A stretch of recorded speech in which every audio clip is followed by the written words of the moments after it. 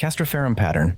When a Space Marine is wounded beyond recovery, his broken body is sealed inside a cold, cybernetic sarcophagus filled with amniotic fluid to serve as the undying core of a 12-ton combat walker. These armored dreadnoughts stand roughly 12 feet high, used by the Imperium as mobile siege engines to anchor the front lines. The Castraferrum is the most common pattern in the 41st millennium because of its thermic reactor. While rarer relics rely on unstable power sources that the tech priests can no longer build, the Castraferrum uses standard thermal technology that can actually be maintained. This makes it the only design that's sustainable with modular parts, allowing tech marines to swap weapon arms from meltas to heavy bolters in the middle of a war zone using basic tools. Its box shape gives it a low center of gravity and a compact frame, making it one of the few patterns that can fit into the cramped corridors of a spaceship or the tight tunnels of a hive city. This reliability has made it the Imperium's armored backbone since the Great Crusade, but the cost of this service is total mental decay. Between battles, the pilot is kept in a stasis vault for centuries. Spending too much time plugged into the machine leads to deep confusion and eventually madness. The pilot must focus every second on controlling the walker, because if his concentration slips, his mind is jolted back to the agonizing reality of his own crippled, broken body.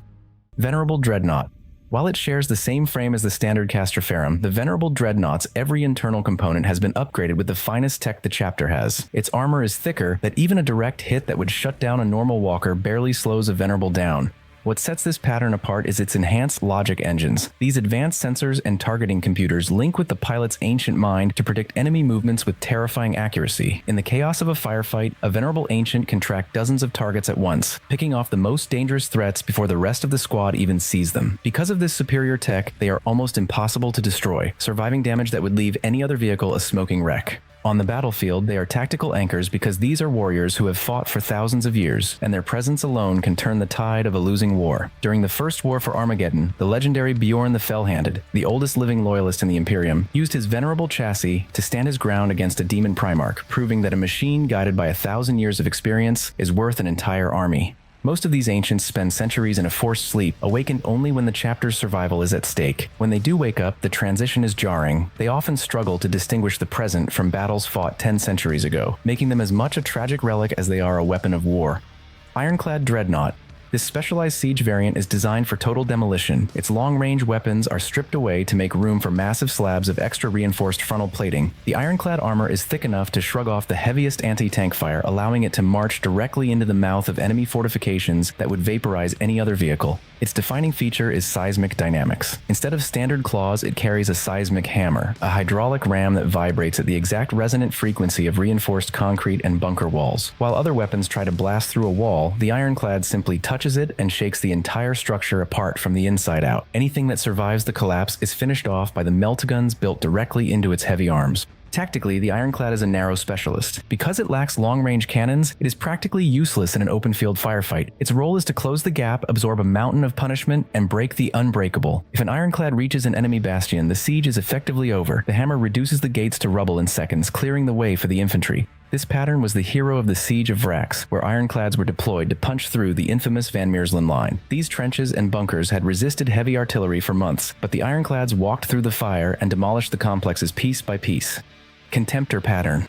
The Contemptor is what Dreadnought technology looked like when the Imperium still understood how to innovate. It stands slightly taller than the standard box patterns, featuring a more curved, humanoid silhouette that hints at its superior design. This was the peak of the Emperor's war machines, built at a time when the galaxy was still being conquered and the finest tech was still within reach. Its core innovation is atomatic shielding. This is an energy displacement field generated by a miniaturized arc reactor so powerful that it creates a localized gravitational shell around the walker. Incoming shells are deflected, and melee strikes are absorbed before they even touch the armor. This technology was so effective that it was later studied and partially used to create the storm shields carried by Terminators.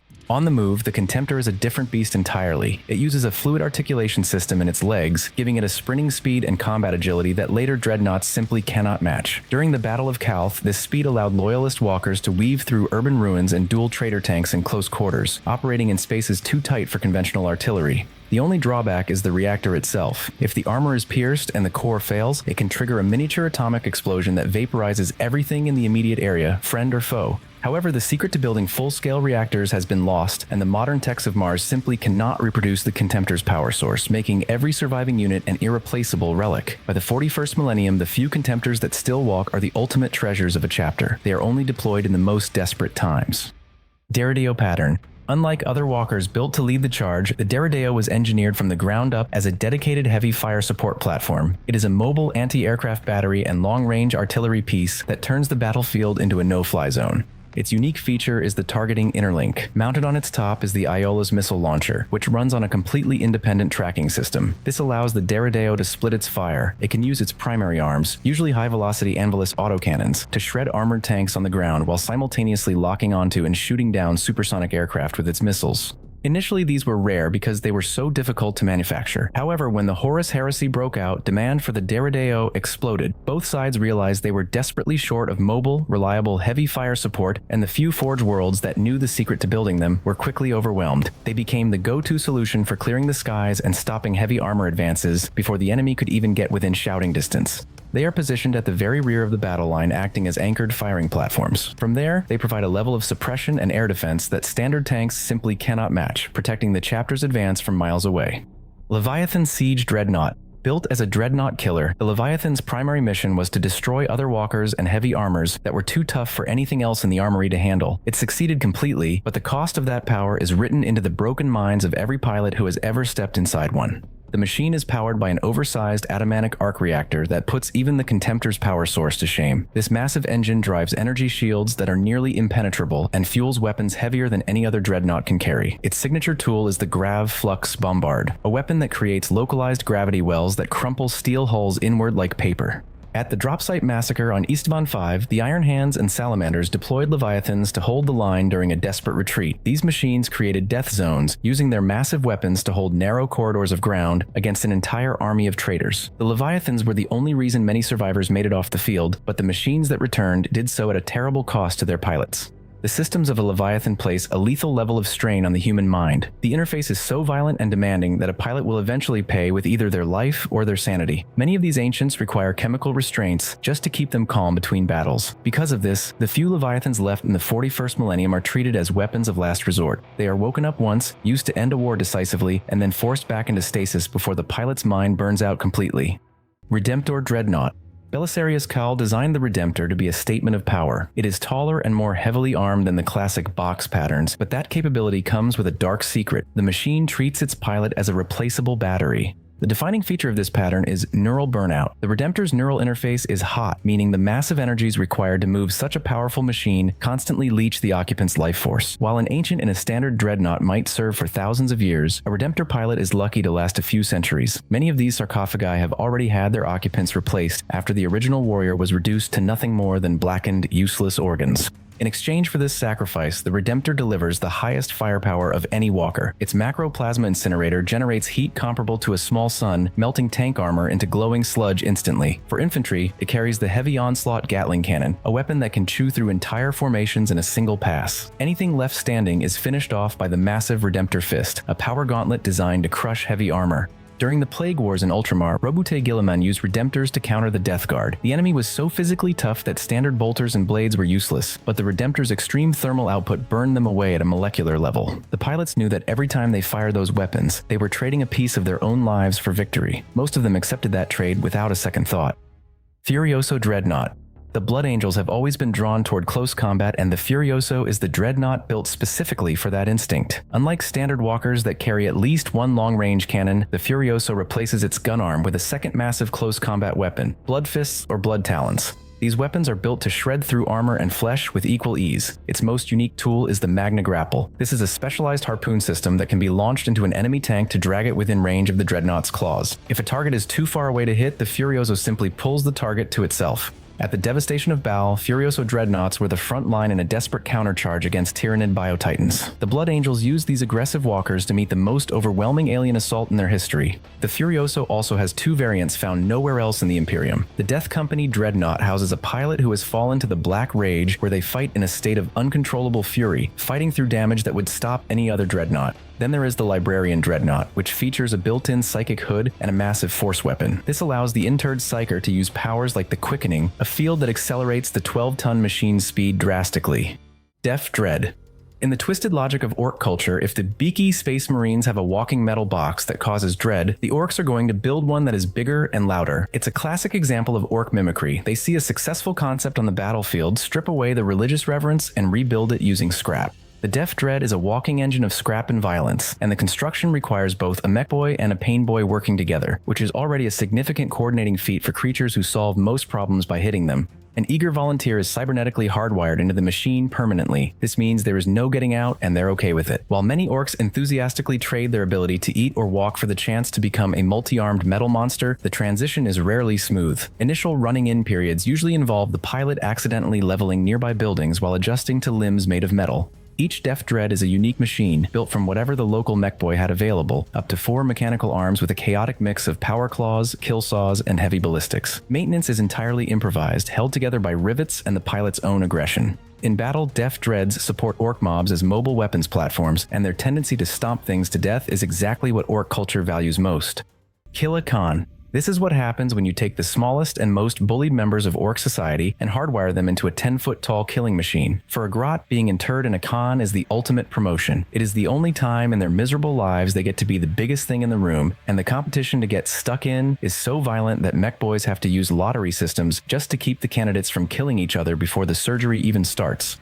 The technology is a messy imitation of a Space Marine Dreadnought. The grot's brain is linked directly to the walker's pistons and saws, and the first thing a newly activated pilot does is hunt down every orc that ever kicked him. Most orcs find this hilarious, as long as they aren't the ones being chased. Grots are naturally more observant than their larger cousins, and their aim is actually better than a standard orc walker. The problem is that even inside a ton of scrap metal, the pilot is still a coward. Under heavy fire, a Killa Kan is known to freeze up, spin in circles, or even try to hide its 10-foot frame behind a small rock. To fix this, mech boys always deploy them in mobs. Grots instinctively huddle together when they're scared, so by grouping them up, the mechs ensure that the Khans keep moving in the same general direction. They might be prone to panic, but when a mob of Killa Kans finally reaches the enemy lines, the years of built-up grot resentment come pouring out in a storm of buzzsaws and scrap metal fury. Wraithguard. For Craftworld Eondon, the use of the dead is a daily necessity. Following the devastation of their population by Hive Fleet Kraken, they were forced to look to the past to secure their future. They created Wraithguards by extracting souls from the Infinity Circuit and interring them in Wraithbone constructs. While most Eldari only summon the dead during desperate times, Eondon relies on them as their primary standing army. Each unit carries a Wraith Cannon, a weapon that opens a rift to the warp at the point of impact, instantly pulling targets into the warp. The soul within perceives the physical world through a phenomenon called Wraith Sight, where reality is dim and foggy, filtered through psychic impressions rather than physical senses. Without a Spirit Seer nearby to project psychic beacons, Wraithguard lose focus. The Spirit Seer walks among them as a guide, anchoring the dead to the present moment. Wraithblades are the close combat equivalent, housing souls of warriors who fought in melee during life. Striking Scorpions and Howling Banshees are the best in this, whose instincts carry over into their new form. They carry twin ghost swords that strike with blinding speed, or a ghost axe paired with a force shield. Craftworld Eondon fields more of both than any other Craftworld and continues to call more back. Wraithlord. Built from Wraithbone, a psychically active material that responds directly to psychic impulses, the Wraithlord's chassis moves because the soul inside tells it to, and the Wraithbone obeys. This allows the construct to move with the fluid range of motion of a living body. Power comes from a soul extracted from the Craftworld's Infinity Circuit and housed in a Spirit Stone slotted into a receptacle in the machine's head. The psychic signature of the dead hero acts as the operating system. The construct's armament reflects who that warrior was in life. A soul that specialized in close assault will reach for the oversized Ghost Glaive or Power Fists, while a soul that mastered fire support will reroute the energy core to heavy weapons like Bright Lances, Star Cannons, Scatter Lasers, or Shuriken Cannons. Under combat conditions, Wraith Sight causes the machine to slow or stop responding entirely. If the chassis is destroyed, the Spirit Stone must be recovered immediately because a soul lost to the warp is consumed by Slaanesh. For craft worlds like Eondon, these machines are the only thing standing between their race and extinction. Wraithseer. Housing the soul of a dead warlock within a chassis of psychically active Wraithbone. The Wraithseer is a towering manifestation of Eldari necromancy. While a standard Wraithlord contains the spirit of a hero, the Wraithseer preserves a commander who once mastered both the path of the warrior and the path of the seer. Because the pilot is already dead, it doesn't fear the dangers of the warp that threaten living psychics. It uses this freedom to channel massive amounts of energy and change reality in ways it never could while alive. The Wraithseer acts as a boss for other ghost units. It sends out psychic signals to nearby Wraithguard to make them faster and stronger, while also using its powers to protect its allies from damage. On the battlefield, it freezes enemies in place with visions of their own death. Its main weapon is the Wraith Spear, which is built to cut through both solid metal and the soul of the enemy at the same time. These machines are becoming very rare. The knowledge needed to wake a Wraithseer is being forgotten as the Eldari race dies out. Many of them sit silent on abandoned planets, leading armies of ghosts that have waited thousands of years for a war to start. Mhara Gal Tainted Dreadnought. The first dreadnought to be completely consumed by chaos is called the Mhara Gal, which means blessed. It was transformed into something that defies the very laws of physics. While it started as a noble Contemptor chassis, it has morphed into a rift in reality itself. Its unique property is molecular instability. The walker exists in real space and the warp at once, as if a ghost that could walk through walls and fortifications. Other dreadnoughts are useless against the Mhara Gal, as it simply steps through them as if they were made of mist. The demon inside the Mhara Gal isn't driven to madness by its imprisonment. It retains a cold, tactical mind, making the Mhara Gal one of the few cases where chaos actually improves the effectiveness of the warrior inside. The knowledge of how to create new Mhara Gal units died with the Horus Heresy. The ones that still walk in the 41st millennium are ancient relics of that war. They are silent, terrifying hunters that can walk through a bunker wall and slaughter everyone inside before a single alarm can be raised. Osiron Pattern Contemptor. When the rubric of Ahriman turned most of the Thousand Sons into empty suits of armor, it created a crisis for their warwalkers. A powerful sorcerer was too valuable to lose to the madness that usually destroys dreadnought pilots, and a standard machine was designed to suppress psychic power. To solve this, Magnus the Red personally designed the Osiron Pattern. The core of the machine is a crown of psychometric crystals that acts as a psychokinetic buffer. Normally, a psyker's power would short-circuit a machine's wiring or cause the reactor to explode, but the Osiron lattice absorbs and redirects that energy safely. The Auramite plating actually amplifies the pilot's spells, allowing a sorcerer to cast psychic fire. With psychokinetic defense, the pilot can catch incoming tank shells mid-flight or unleash a psychic scream that turns the brains of infantry into liquid before they even reach the walker's feet. In tight situations, the Gravis Force Blade channels the pilot's will, allowing it to slice through souls instead of just metal, shattering a victim's spirit into the warp. What makes the Osiron unique among Chaos Walkers is that the pilot does not go mad. Because of the specialized shielding, the sorcerer inside stays sane, continuing to plan and cast spells just as he did when he had a body. During the Horus Heresy, these dreadnoughts were the ultimate shield. They were used to cover the Thousand Sons retreats. Magnus originally offered the designs to the other legions before the Council of Nicaea, but most of his brothers were too suspicious of the warp to accept the gift. Helbrute. For a Chaos Lord, a Helbrute sarcophagus is the ultimate cage for a rival or a failure. Imperial pilots sleep in stasis between wars, but a Chaos Marine is left awake in the dark, marinating in the rot of the warp 24/7. Over thousands of years, the line between man and machine vanishes. Metal fuses with meat, and the walker grows through the pilot until they are one screaming organism. Faces push through the armor plating, and limbs sprout from the joints. This is an engine of hate that gets stronger the more the pilot suffers. Between battles, Helbrutes are kept in chains because they're so dangerous. Their pods are disconnected and left in the black, so they don't turn on their own kind. When the fleet reaches a planet, they are plugged back in and aimed at the enemy. At the fall of Cadia, thousands of them hit the Imperial lines like a tidal wave of meat and metal. Every warband has its own version. Death Guard Helbrutes are bloated, leaking hulks. Wordbearers turn theirs into demon-haunted shrines. The look changes, but the madness is the same. The pilot is a trapped animal lashed to a gun, praying for a death that will never come. Thanks for watching until the end. Click here to check out another video and see you in the next one.